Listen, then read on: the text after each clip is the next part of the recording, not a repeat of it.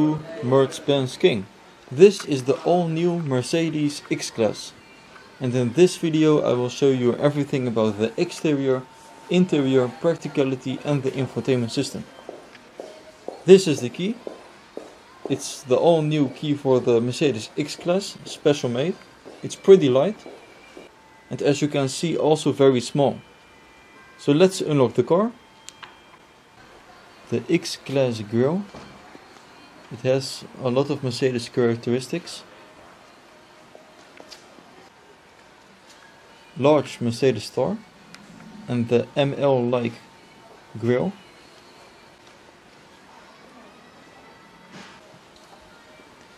LED high performance headlights. Beautiful looking front, especially for a pickup.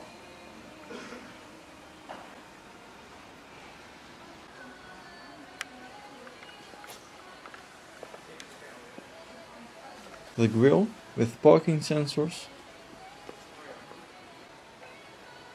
and a 360 degrees camera in the front, and that means it also has cameras on the side mirrors.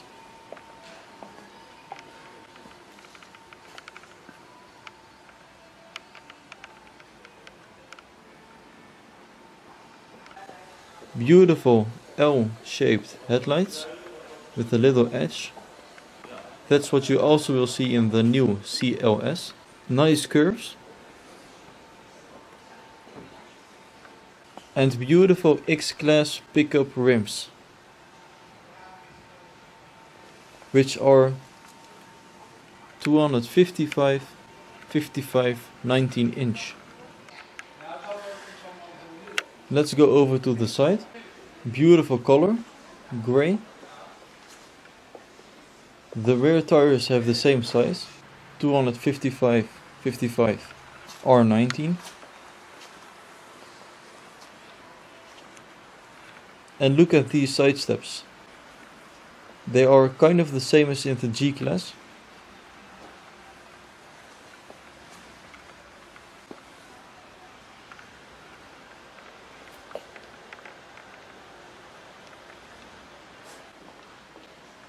Antenna. And a large cap.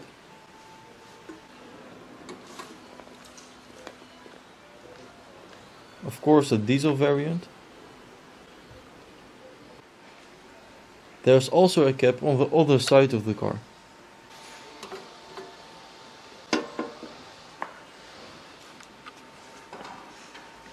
This is for the AdBlue. So basically on the left side it's for the diesel and on this side for the AdBlue.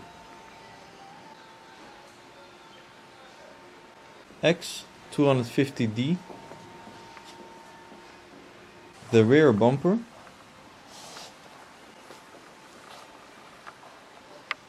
Nice quality. The rear parking sensors. And vertical rear tail lights. And if they illuminate, it's even more beautiful. Like this.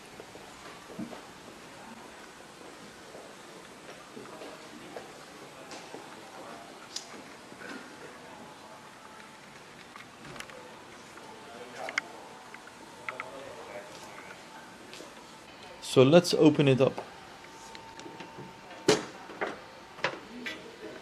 Ooh.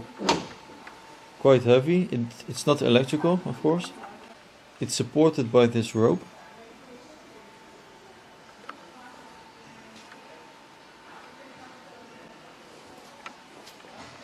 So it's completely flat. A firm floor.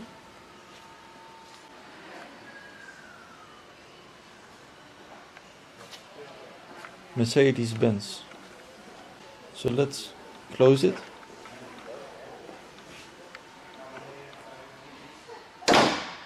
Nice. And these handles are of course metal for protection.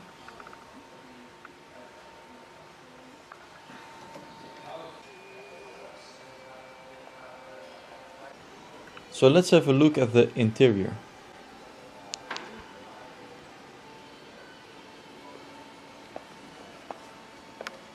The door handle. With this button you can lock the car.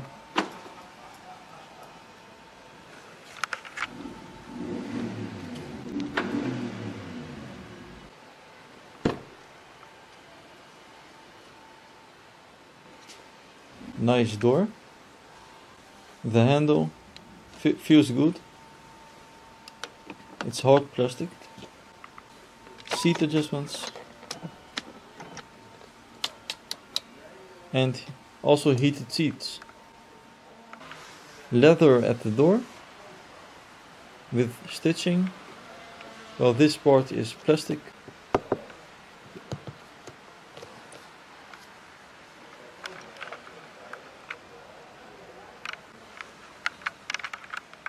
Storage space at the door. Push to start button.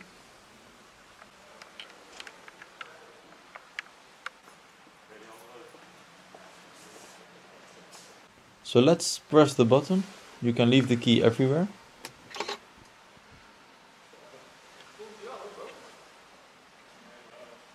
Lane keeping assist, some options. These are for the headlights. For the LED performance. Lane keeping assist is now activated. Parking sensors. With this button you can open and close the rear window.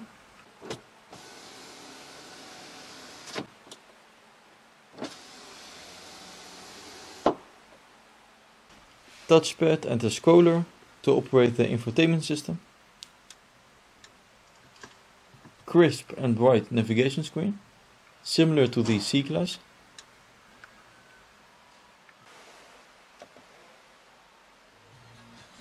The radio.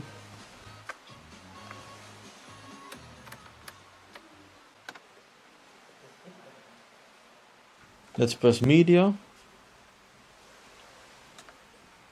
Multimedia, media register, and Bluetooth connectivity. Vehicle settings. The 360 degrees camera, with on the right part the front camera, as you can see. You can change it to the front from above, the side camera, the side looking at the rear, the rear camera, so you have view of everything what is around the car.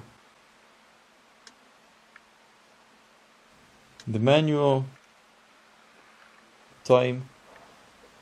There's also a button for the 360 degrees camera. If you press it, it will be activated.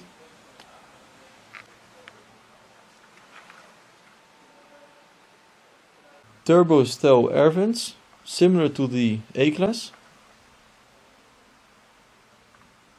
Some temperature buttons. This is for the wheels, 2-wheel drive, 4-wheel drive. 12-volt charger. Automatic gearbox. Mercedes worked on this together with Nissan.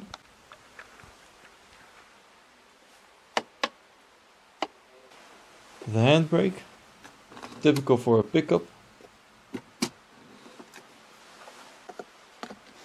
Storage compartment with USB connectivity.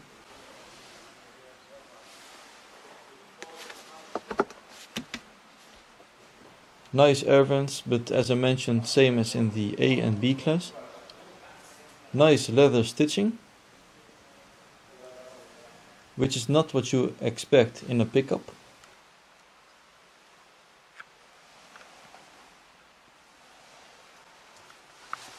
Nice dash.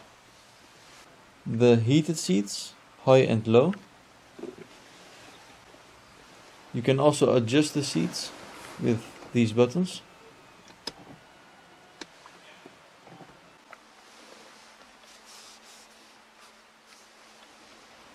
Nice quality.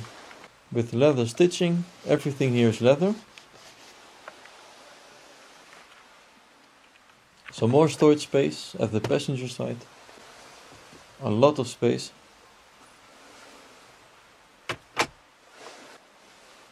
Here you can leave your sunglasses. and this special button.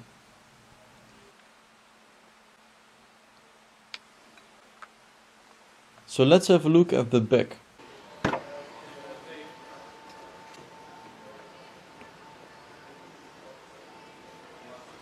Tinted windows. Very handy handle, typical for pickups. The seat was in my driver's position. You can see that my legroom is decent. I have a few centimeters.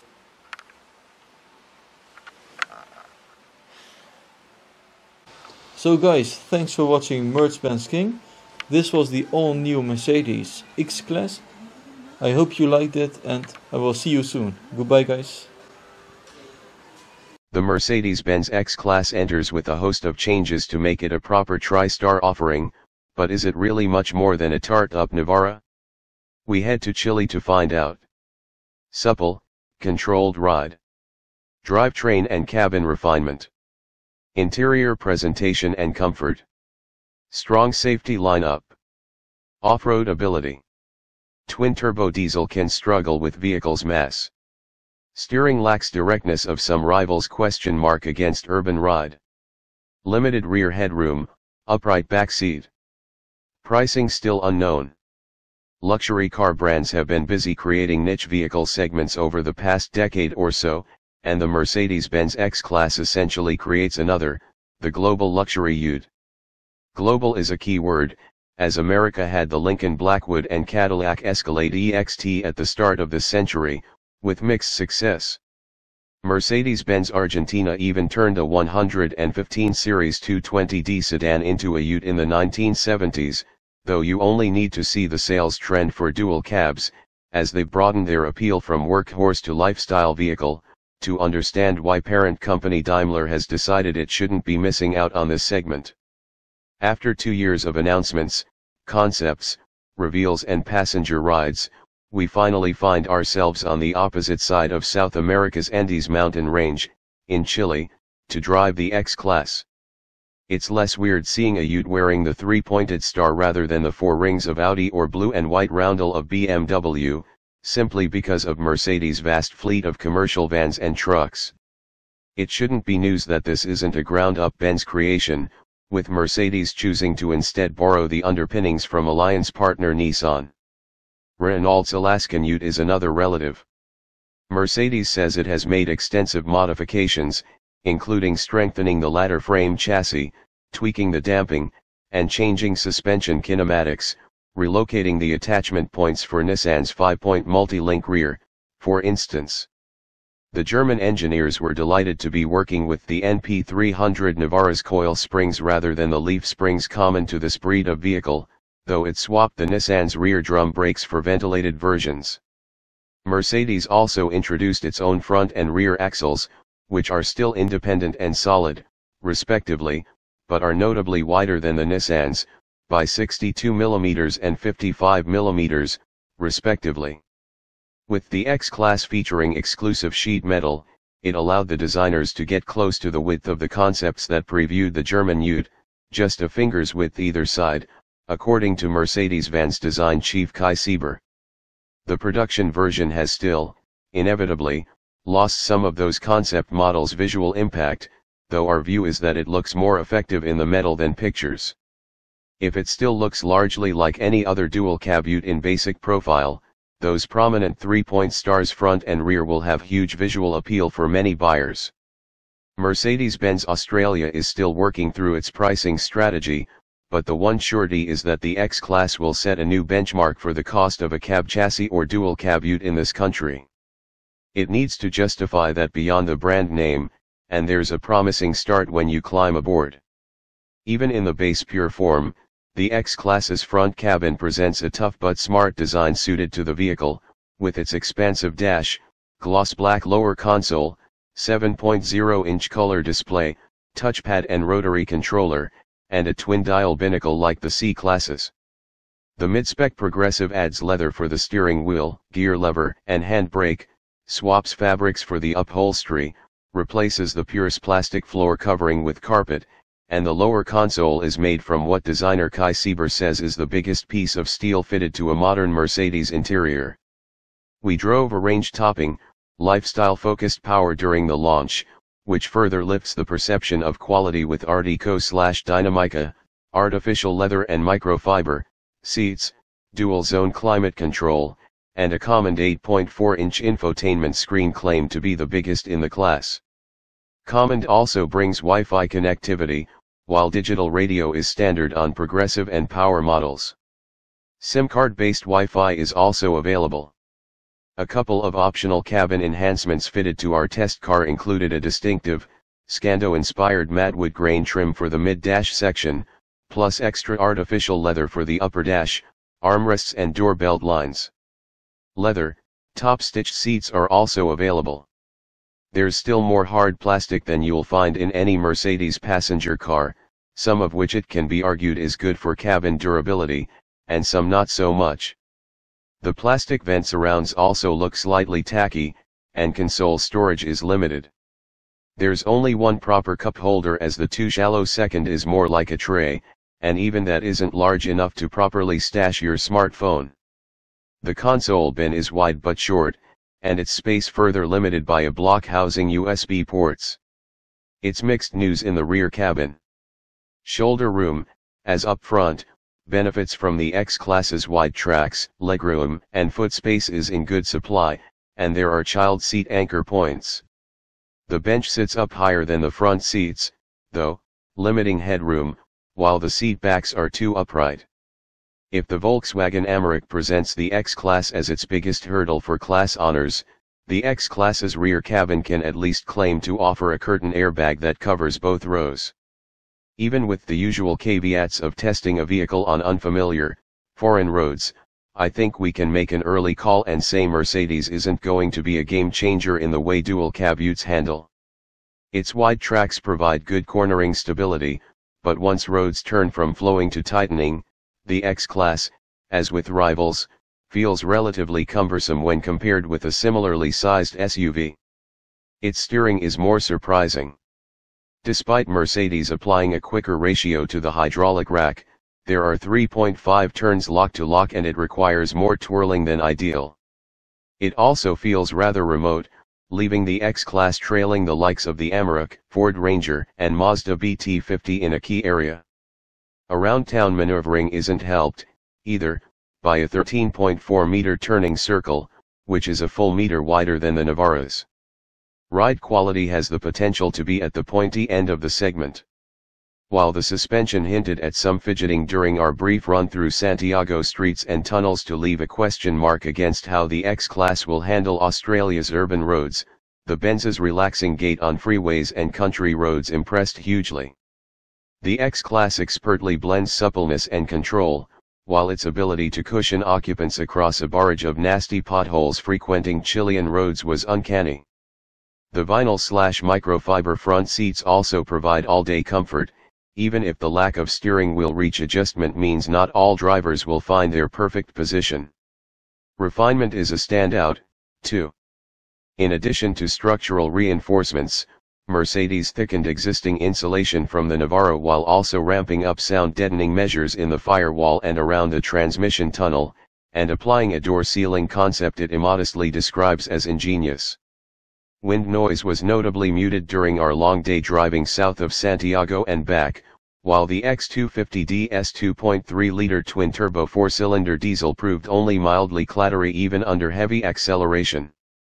The engine is also borrowed from the Navara, with some further NVH tuning for its Benz installation but the same power and torque, 140 kilowatts and 450 nanometers, up 20 kilowatts and 47 nanometers over the single turbo diesel powering the X220D base engine that's another Renault-Nissan unit. The 7-speed automatic complements the diesel's smooth, quiet performance with well-judged shifts. That performance is just rather leisurely. With the X Class's extra modifications and extra features, the X250 weighs 2.23 tons compared with the 1.97 tons of the STX Navara featuring the same engine. So, after some initial lag at lower revs, acceleration is somewhat gradual. and that's without any load in the tray. European fuel consumption figures suggest the X250D, 7.9 L/100 km, will use a bit under an extra liter of diesel every 100 km compared with the STX, and about half a liter less than an Amarok 420 TDI. Mercedes quotes 11.8 seconds for the X250D 4MATIC S0 to 100 km per hour acceleration, and 12.9 SEC for the X220D 4MATIC. Expect that to be slashed by the Mercedes-sourced 3.0-liter V6 turbo diesel due a couple of months or so after the X-Class 4 cylinders reach Australia in April 2018. Mercedes gave us a ride in an X-Class X350D featuring a prototype of the 190 kW/550 Nm V6, which is known from a variety of Benz vans and passenger cars but still being finalized for its ute installation. An X350D progressive or power isn't going to be cheap if you consider there will be a premium over an Amarok V6 that costs from $59,990 in mid-spec Highline or $67,990 in top-of-the-tree Ultimate, but our first impression from the passenger seat is that you will be rewarded with spirited performance from what will be the most powerful diesel in the segment. It also comes with a Benz 7G-tronic 7-speed auto, dynamic select multi-vehicle mode, paddle shift levers, engine stop-start, as well as permanent all-wheel drive, where the Renault-Nissan drivetrains are switchable four-wheel drive systems. The workhorse-focused Pure will also be available with rear-wheel drive only and a 6-speed manual. A reasonably testing 4WD course proved an X-Class 4MATIC is equipped with the requisite low-range gearing, hill hold and hill descent systems, ground clearance, 222 mm, and approach/departure angles to cope with challenges such as sharp gradients, steep banking, water crossings, and deeply rutted tracks, and all squeak-free. As with the Navara, engaging a dog clutch that creates symmetrical four-wheel drive is possible on the move up to 100 km per hour by turning a console dial. Changing to 4L for extra low rev torque and crawling ability requires a push and turn of the dial while stationary. A locking rear differential is also standard. The X-Class shares the Navara's 3,500 kg brake towing capacity, 3,200 kg for X2, but brings a higher maximum payload of 1,067 kg if you compare the X250D with the Navara STX, 941 kg auto. The X-Class also uses its increased dimensions over its donor vehicle to provide greater tray utility. An extra 8.4 cm gives the Mercedes one of the longest trays in the class.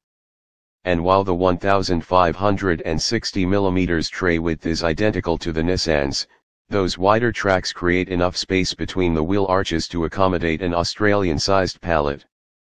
Pure models feature 4 load-securing rings in the tray, progressive and power gain a load-securing rail system. A load-securing floor rail system is optional on all models. In addition to the full suite of airbags, the X-Class also features active brake assist, autonomous emergency braking, lane keeping assist, and collision prevention assist. Useful functions such as adaptive cruise and blind spot detection are missing, however. Mercedes may be new to the dual cab ute game, but it's clocked onto the fact that buyers love to enhance their vehicles. The company has developed its own, comprehensive range of accessories. They include hard and soft tonneau covers, 156-liter storage box, plastic tray liner, tray divider system, stainless steel styling bar, sidebar with step-in stainless steel or black paint, sports bar in any vehicle color, and canopy. The X-Class, then, ticks several important boxes for Mercedes-Benz's dual cab ute debut, though we now wait to see just what kind of premium the company will charge for its premium ute. In some respects, it promises to be the S-Class of utes we were hoping it might be, especially in terms of its refinement and open road ride.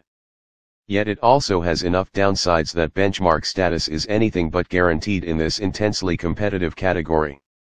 A match-up with the Amarok will surely be one of the most highly anticipated head-to-heads of 2018.